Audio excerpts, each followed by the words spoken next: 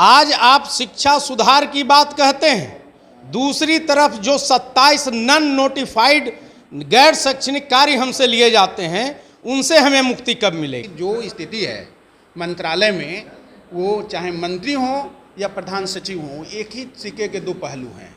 वो शिक्षकों के लिए और शिक्षा के लिए कुछ विशेष उनकी योजना नहीं है। अन्य जो कार्यक्रम सरकार के द्वारा चलाए जाते हैं और उसका इम्प्लीमेंटेशन आप जबरदस्ती शिक्षकों से करवाते हैं, उनसे हमें मुक्ति कब मिलेगी? हमें राज्यकर्मी का दर्जा कब मिलेगा? सरकार चाहती है कि इस तरह से फूट डाल के हम शिक्षकों को उलझाए रखें और हम अपना जो षड्यंत्र शिक्षा के क्षेत्र में कर रहे हैं, चाहे तो नीति बनाने में, चाहे तो नियम बनाने में, हम उसमें कामयाब रहें। मैंने देखा है कि किस तरह लोग दंडवत किया करते थे जब कोई शिक्षक गुजरते थे। मैंने देखा है कि कोई भी बच्चा जब जन्म लेता था और उसका नामकरण होता था तो शिक्षक के पैरों पर उसको रख दिया जाता था। शिक्षा को न सुधार सकते हैं और न ये शिक्षा को सुधारने की नीति रखे हैं। ये सीधे सीधे विद्यालय को एक अखाड़ा बनाना देना चाहते हैं। इंदिरा गांधी जैसी तनाशाह हुकूमत को झुकना पड़ा, तो क्या लगता है कि अगर हमारी जायज़ मांग है और हम जायज़ मांगों को लेकर के संघर्ष करेंगे, आज न कल सरकार को नहीं झुकना पड़ेगा। नमस्कार, आप देख रहे हैं लाइव बिहार। मैं हूं आपके साथ असलम अब्बास। बिहार में शिक्षक बहाली को लेकर लगातार बवाल जारी है। आज हमारे साथ शिक्षक संघ के नेता लोग मौजूद हैं। इन लोग से हम जानेंगे क्या कुछ मामला है, पूरा क्या कुछ होने वाला है। बैठक हुई है, चर्चाएँ हुई है, लेकिन निकल कर क्या कुछ आ रहा है। तो सबसे पहले आप बताइए, आपका नाम क्या हुआ? प्रेमचंद कुमार सिन्हा, महासचिव महासंघ। आज आप लोग लगातार आंदोलन कर रहे हैं, इस बार नया कुछ क्या करने वाले? लगातार आंदोलन इसलिए कर रहे हैं कि सरकार हमको मजबूर कर रही है। हम मजबूरी की वजह से आंदोलन कर रहे हैं और सरकार जो हमारा शोषण कर रहा है, हमारा पारिश्रमिक कम दे रहा है, राजकर्मी का दर्जा हमको नहीं दे रही है, हमको अपमानित कर रही है, इसलिए हम लोग संघर्ष करने के लिए तैयार हो रहे हैं और संघर्ष करने के लिए मजबूर हो रहे हैं। अच्छा, मजबूर हैं, संघर्ष करने के लिए तैयार हो रहे हैं, प्लानिंग हो रहा है, एजेंडा हो रहा है। आपको क्या लगता है सरकार आपकी बात मान लेगी? सरकार बात माने या न माने, लोकतंत्र में तरीका क्या है? सरकार तो अंग्रेजों की भी थी, 200 साल तक रहे, लेकिन देश के नागरिक ने, देश के नेताओं ने संघर्ष किया और अंग्रेज़ों को जब झुकना पड़ा, इंदिरा गांधी जैसी तनाशाह हुकूमत को झुकना पड़ा, तो क्या लगता है कि अगर हमारी जायज़ मांग है और हम जायज़ मांगों को लेकर के संघर्ष करेंगे, आज न कल सरकार को नहीं झुकना पड़ेगा। इंदिरा गांधी को झुकना पड़ा, अंग्रेज झुक गए, यहाँ तो मंत्री ही झुक जा रहा है एक अधिकारी के सामने, और आप अपना मुद्दा लेके जा रहे हैं, परेशानी लेके जा रहे हैं कि हमको मान लीजिए। देखिए, मंत्री का सवाल जो है वो तो समझिए कि श्रेय लेने का एक होड़ है। और श्रेय भी किस चीज़ का? शिक्षकों के दमन करने का श्रेय, शिक्षकों को प्रताड़ित करने का, अपमानित करने का श्रेय, कि हमारा नाम जाए कि हम प्रताड़ित करने में सबसे आगे हैं और हमारा नाम जाए कि हम प्रताड़ित करने में। इस विषय पर तो हम लोग कुछ बोलना नहीं चाहते हैं, लेकिन समझिए कि जो स्थिति है मंत्रालय में, वो चाहे मंत्री हों या प्रधान सचिव हों, एक ही सिक्के के दो पहलू हैं। वो शिक्षकों के लिए और शिक्षा के लिए कुछ विशेष उनकी योजना नहीं है। वो रॉबिन हुड टाइप का चेहरा चमकाने की पूरी कोशिश है। अच्छा, रॉबिन हुड का एक बात बोले, रुकिएगा। रॉबिन हुड का सवाल हो रहा है, क्या मुख्यमंत्री सिर्फ 2024 का चुनावी लाभ लेने के लिए रॉबिन हुड बनने का कोशिश कर रहे हैं, या सचमुच में बिहार में शिक्षक व्यवस्था को दुरुस्त करना चाहते हैं, बेहतर करना चाहते हैं?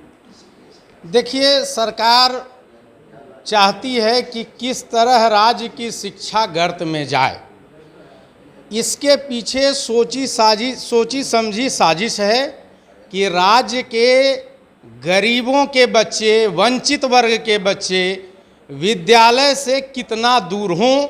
ये कैसे संभव है? ये तब संभव है जब शिक्षकों को ज़्यादा से ज़्यादा प्रताड़ित किया जाए। राज्य के शिक्षकों को किस तरह डराया जाए, धमकाया जाए, उनका शोषण किया जाए, ये तो कोई बिहार सरकार से सीखे। आज आप शिक्षा सुधार की बात कहते हैं, दूसरी तरफ जो 27 नॉन नोटिफाइड गैर शैक्षणिक कार्य हमसे लिए जाते हैं, उनसे हमें मुक्ति कब मिलेगी? मध्याह्न भोजन योजना से मुक्ति कब मिलेगी? अन्य जो कार्यक्रम सरकार के द्वारा चलाए जाते हैं और उसका इम्प्लीमेंटेशन आप जबरदस्ती शिक्षकों से करवाते हैं, उनसे हमें मुक्ति कब मिलेगी? हमें राज्यकर्मी का दर्जा कब मिलेगा? हमें हमारा खोया हुआ सम्मान कब मिलेगा? मैं आपको कह देना चाहता हूँ, मैं शिक्षक पुत्र भी हूँ और शिक्षक पौत्र भी। मैंने 3 पीढ़ियों से शिक्षक को देखा है।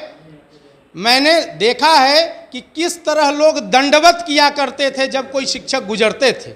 मैंने देखा है कि कोई भी बच्चा जब जन्म लेता था और उसका नामकरण होता था तो शिक्षक के पैरों पर उसको रख दिया जाता था। ये तो मान सम्मान की बात बोल रहे हैं, आप बताइए, आप भी लगातार शिक्षकों के मुद्दे को लेकर बोल रहे हैं, क्या आपको लग रहा है कि ये जो शिक्षक बहाली उससे शिक्षकों का मान सम्मान में कमी हो जाएगा? नहीं, ये कतई नहीं संभव है, क्योंकि ये जितने बार बहाली कर रहे हैं ना, परत दर परत बना रहे स्कूल में, और जब तक विद्यालय में परत दर परत बनाएंगे तब तक किसी भी वहाँ शैक्षिक माहौल हो ही नहीं सकता है।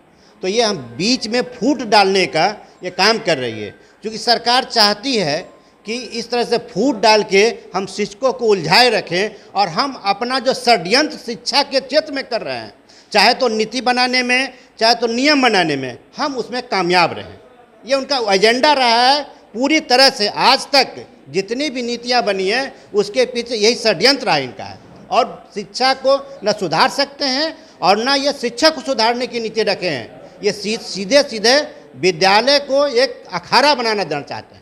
बिल्कुल, शिक्षा को सुधारा नहीं जा सकता, जैसा आपके संघ के लोग बोल रहे हैं, अखाड़ा बनाना चाहते हैं। लगातार शिक्षकों के क्वालिटी पर, गुणवत्तापूर्ण शिक्षा को लेकर सवाल उठते रहते हैं। वीडियो आपने कई बार देखा होगा, अखबारों में पढ़ते होंगे। आपको क्या लगता है, इसके लिए भी कुछ होना चाहिए?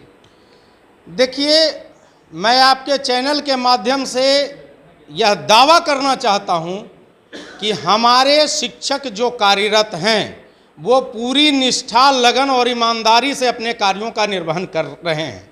अगर किसी चैनल में किसी कमज़ोर शिक्षक को अगर दर्शाया जाता है तो उसको भी दक्ष बनाना, उसको भी प्रवीण बनाना, ये भी सरकार का ही दायित्व है। अगर वैसे शिक्षक चिन्हित होते हैं तो उनके लिए सरकार विशेष प्रशिक्षण की व्यवस्था करे ताकि वो शिक्षक पूरे मनोयोग से अपना कार्य कर सकें। बिल्कुल, आप बताइए, आप लोग प्रोटेस्ट करने जा रहे हैं, प्रदर्शन करने जा रहे हैं, इस बार कितना कुछ हो जाएगा आप लोग के प्रदर्शन से? पिछले कई सालों से आप लोग प्रदर्शन करते आ रहे हैं, चाहे वो बहाली को लेकर मांग की हो, 7वें चरण की हो, या फिर अभी इस बार जो बहाली कर रहे हैं। शिक्षकों ने जब जब आंदोलन किया है, जब जब संघर्ष किया है, कुछ न कुछ लेकर के ही वापस आया है। आप पूरा 2005 के बाद से लगातार इतिहास देखिए, 2023 में हम लोग खड़े हैं। इतने इस 18 साल के अंदर में हम लोगों ने बहुत कुछ पाया है, और जो शेष रह गया है इस आंदोलन के माध्यम से हम लोग उसको पाएंगे। बिल्कुल, तो अभी आप शिक्षक संघ के नेताओं को सुन रहे थे, किस तरीके से जोश है और पूरे जोश उत्साह के बोल रहे हैं, लेकिन सवाल वही है कि क्या ये बहाली की प्रक्रिया झोल के रूप में बन जाएगी? क्या शिक्षक संघ का सारा मेहनत अब बेकार हो जाएगा? जिस तरीके से लगातार प्रोटेस्ट हो रहा है, मुद्दाएं उठ रही, लेकिन सरकार के साथ कान पे जूं नहीं रेंग रहा है। आप खुद सुन रहे कितना गुस्सा है, नाराजगी है। क्या आपको लगता है कि सब कुछ ठीक ठाक हो जाएगा? इस सवाल का जवाब कमेंट ग्रुप में आप हमें जरूर पहुंचाइएगा। दूसरी खबर के लिए बने रहिए लाइव बिहार के साथ। आपका बहुत बहुत शुक्रिया। लाइव बिहार यूट्यूब पर सब्सक्राइब और फेसबुक पर लाइक जरूर करें।